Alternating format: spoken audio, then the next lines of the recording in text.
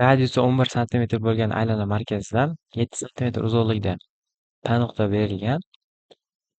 Bu nuqta orqali 18 santimetrga teng bo'lgan vatar o'tkazildi. Bu vatar P nuqtadan qanday uzunlikdagi kesmaga bo'ladi? Hop, AP kesmani x deydigan bo'lsak, PB kesmamiz 18 minus x bo'ladi. Hammasi 18 bo'lgani uchun. Bizda kesishuvchi vatarlar teoremasiga ko'ra buni n bilan belgilaydigan bo'lsak, m ko'paygan p,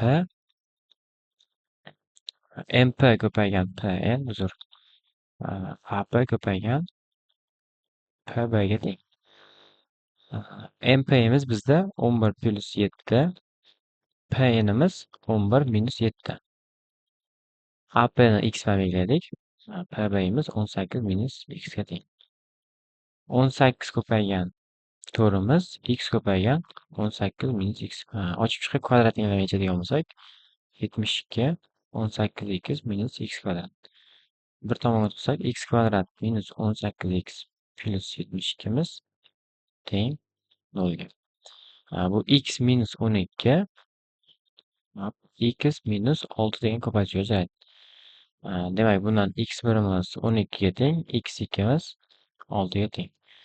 Javob kesmalarimiz 12 va 18 minus 12, ya'ni 12 va 6 degan kesmaga ajratadi yoki 6 va 12 degan ikkita kesmaga bo'lindi.